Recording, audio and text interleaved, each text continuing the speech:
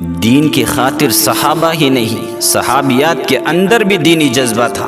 صحابیات دین کی خاطر جان کو جان نہیں سمجھا۔ کافروں کے سامنے وقت آنے پر کلمے کا اعلان کر کے بتایا کہ ہم جان دے سکتے ہیں، ایمان نہیں چھوڑ سکتے۔ وہ ہے حضرت سمیہ رضی اللہ تعالیٰ عنہ، 80 سال کی بوڑھی عورت، لاٹھی کا سہارا لے کر چلنے والی۔ مکے کے ظالموں کو جب پتہ چلا ایمان کی دولت سے مالا مال ہو گئی، گرفتار کر لیا گیا، مقتل میں لایا گیا۔ ایک اونٹ داہنی جانب میں کھڑا کیا گیا، دائیں پاؤں داہنے اونٹ سے باندھ دیا گیا۔ ایک اونٹ اور لایا گیا، اسے بائیں جانب میں کھڑا کیا گیا۔ یہ بایاں پاؤں بائیں جانب کے اونٹ کو باندھا گیا، باقی جسم کو زنجیروں سے جکڑ دیا گیا، رسیوں سے باندھ دیا گیا۔ اب سمیہ سے کہا گیا، اے سمیہ بتا، ایک طرف تیری جان ہے، ایک طرف تیرا ایمان ہے، اپنی جان بچائے گی یا اپنے ایمان کو بچائے گی؟ یہ سمیہ بتا، ایک طرف تیری جان ہے، ایک طرف تیرا قرآن ہے، اپنے قرآن کو بچائے گی یا اپنی جان کو بچائے گی؟ یہ سمیہ بتا، ایک طرف تیری جان ہے، دوسری طرف نبی علیہ السلام کی محبت ہے، بتا نبی کی محبت بچائے گی یا اپنا ایمان بچائے گی یا اپنی جان کو بچائے گی؟ اس سمیہ پہ قربان جاؤ۔ اے اللہ وہ ایمان مجھے بھی دے دے، اللہ ہم سب کو بھی عطا فرما دے۔ حضرت سمیہ رضی اللہ تعالیٰ عنہ نے فرمایا، فَقْضِ مَا أَنْتَ قَاضٍ، وہ ظالموں جو تمہیں کرنا ہے کر ڈالو۔ یہ سمیہ ایمان کا سودا نہیں کر سکتی۔ یہ مکے کے پہاڑ اپنی جگہ چھوڑ سکتے ہیں، سمیہ کا ایمان اپنی جگہ نہیں چھوڑ سکتا۔ وہ ظالموں، دنیا کی طاقتیں مل کر بھی میرے ایمان میں قلت پیدا نہیں کر سکتی۔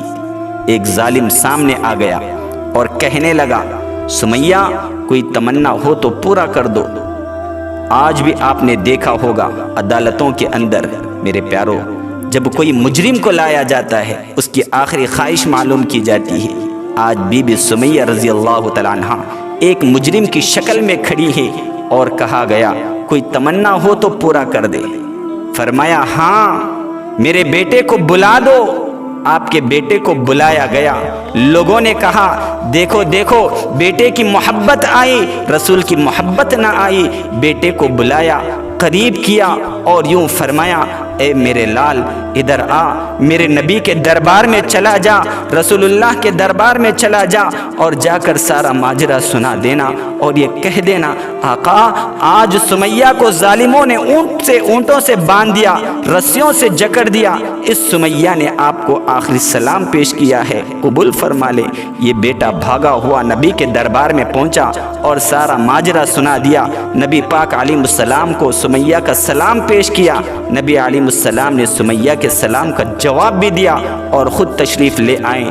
میں بھی تو دیکھوں سمیہ کا منظر کیا ہے، سمیہ کا حال کیا ہے۔ میرے نبی کی نگاہ نبوت سمیہ کے اوپر پڑی تو آنکھوں سے آنسو نکلنے لگے اور بے ساختہ زبان سے الفاظ نکلے، او سمیہ میری محبت کا انکار نہ کر دینا، او سمیہ میرے کلمے کا انکار نہ کر دینا۔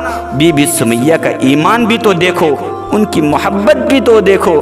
آقا میں آپ کو اس لیے نہیں بلایا آپ کے سامنے آپ کی محبت کا انکار کر دوں، آپ کے ایمان کا انکار کر دوں، آپ کے سامنے کلمے کا انکار کر دوں۔ آقا میں اس لیے بلایا ہے، ادھر یہ ظالم میرے ٹکڑے ٹکڑے کریں اور ادھر میرے محبوب کا دیدار ہوتا رہے۔ گویا زبان حال سے سمیہ یہ فرما رہی تھی، آقا میں کلمے کا زبان سے انکار کر دوں، یہ کیسے ہو سکتا ہے؟